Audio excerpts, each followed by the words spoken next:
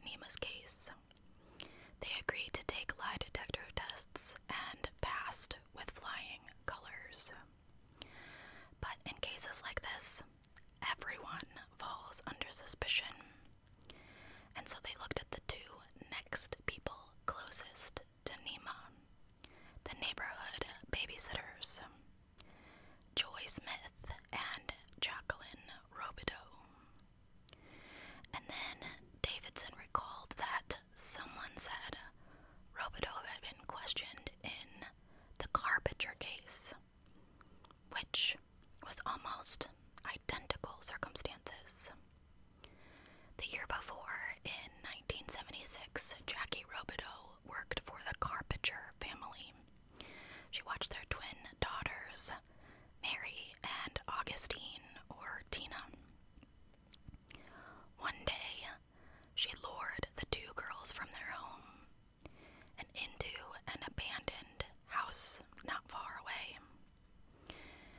And there she locked the girls in a discarded refrigerator and left as though nothing happened. 2 days later, some children playing outside heard cries and opened the refrigerator door. Only Tina survived as she was breathing through a tiny little hole in the refrigerator, but her twin, Mary, had succumbed due to lack of oxygen. When they asked Tina if she could tell them what happened, she was able to tell them exactly what had happened. It was their babysitter that had lured them out and trapped them. So these two girls are trapped in the refrigerator, and Jackie is acting distraught and upset. She told authorities that she had no idea where the twins could be. And to me, that part is even worse than kidnapping them. Then you're going to be completely innocent and try to search for them anyway.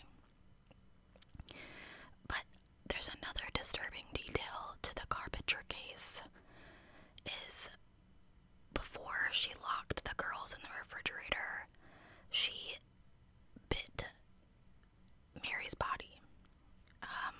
When the autopsy was performed, there were adult-sized bite marks all over the little girl. And I didn't find any record of there being any on Tina, but I don't know. It was a very strange detail. So you would assume after a victim tells the police who attacked them, who killed their sister, that the guilty party would have been arrested, right? But her lawyers argued there was no evidence, and Jackie had never had a complaint from another family that she had mistreated their children. She didn't have a criminal record, so she was allowed to continue about her life and babysit for other people, including Rose and George Carter. Now they began to hire Jackie to babysit Nima. Both of the Carters worked full-time, and they liked to go out on the weekends. According to George, Nima was really fond of Jackie and would greet her with a hug whenever she came to babysit. And George recalled later all the wasted time he spent partying when he should have spent time with his baby, and that just broke my heart. Wasted time is one of those things that with grief you just can't escape, and no matter what you do, you're gonna feel it, and I just really sympathized with that comment. But there were some other warning signs in the Lawson case that were ignored. 2 months before Nima was kidnapped, someone had poisoned the family dog and ransacked their house. They never suspected that their babysitter had done it, and they continued to let her into their home.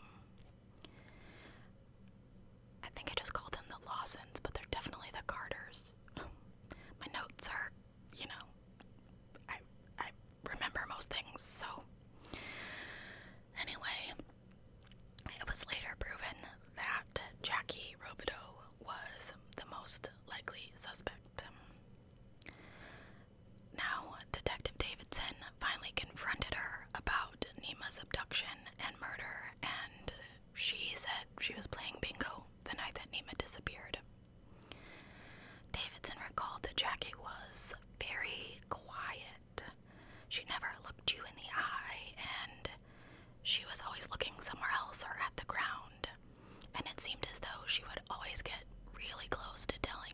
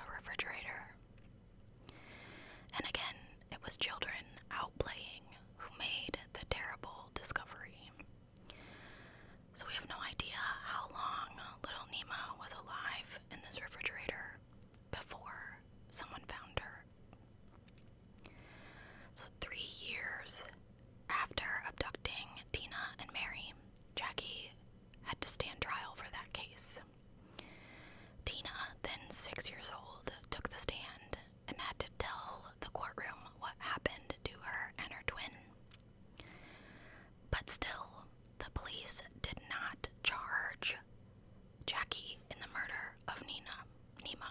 Sorry, I hate messing up the victims' names.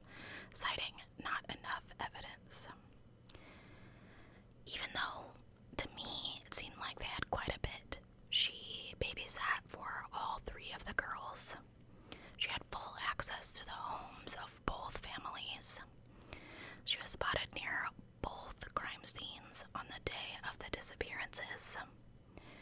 All of these little girls were American Indians, which, as we know, a lot of predators, killers, prefer like a specific type of victim.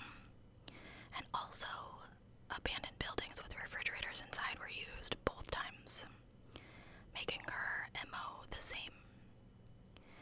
Jackie never showed any remorse for what she had done, even as she continued to appeal. Now, luckily for little children everywhere, she was denied her appeal time and time again, and she died in prison in 2005 at the age of 46. Now, despite all of the speculation surrounding Jackie Robideau's possible involvement in Nima's death, George Carter was never convinced that she was the one who abducted his daughter. The Jackie we knew, it just doesn't add up, he said. I never sensed that about her. Now, in contrast, Nima's grandmother, Audrey, characterized Jackie as weird and believed that the babysitter was capable of committing this crime.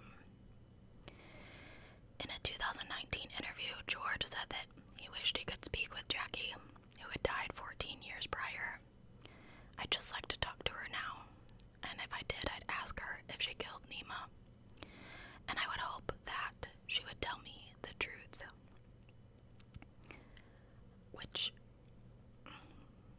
So Audrey says that she looks back now at Jackie's behavior and she remembers so many curious things about her. But mostly her memories are consumed by the granddaughter that she never got to see grow up. I remember crying so much. We were all just tired of crying. I can't help but think of the way that she had passed. If she were ill, I could live with it, but knowing that she suffocated in that refrigerator, that's what hurts. Now, George and Rose had another daughter, who they named Erin. She was born 2 years after Nima's murder. And even now, 50 years later, almost, she cries at the mention of her sister because she remembers the day that her parents told her she had a sister who died. She cried. She remembers being happy that she had an older sister, but sad that she'd never get to know her. She said that she thinks about Nima all the time, what she would be like, how her kids would play with hers, how we would talk. As for the mystery surrounding Nima's murder, George found his peace years ago. I don't need to know, because the person who did this will have to ultimately answer to God. You know, I'll never forget the act, but I forgive the person. I really do. And that alone has set me free. So first, rest in peace to little Nima, because she was 19 months old. She was not even 2. And the fact that some terrible, terrible person could do this to little kids makes me so angry. But I think it is completely crazy that Jackie Robideau was never on trial for this case. She was never punished for this case. She previously did this exact same thing to 2 other little girls, and their reason was a lack of evidence. Okay, you didn't find, CCTV footage of her carrying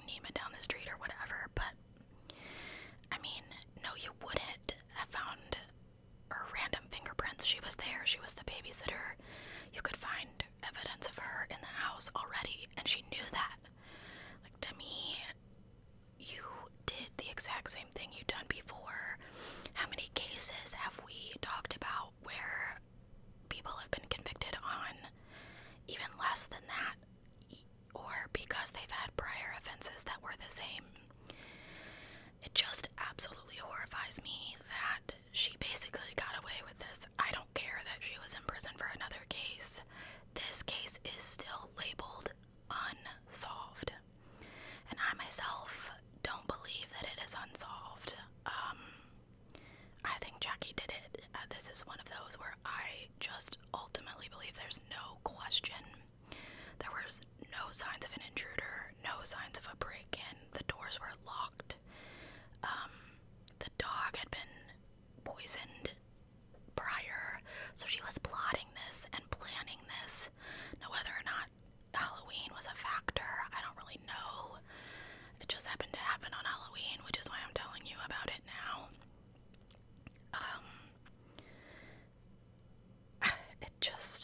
It completely blows me away that they did not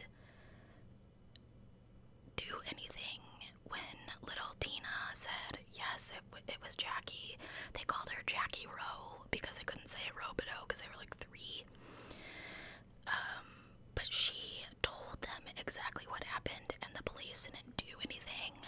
Like, they didn't even have her under any sort of supervision. She was still allowed to babysit other people's kids and re-offend.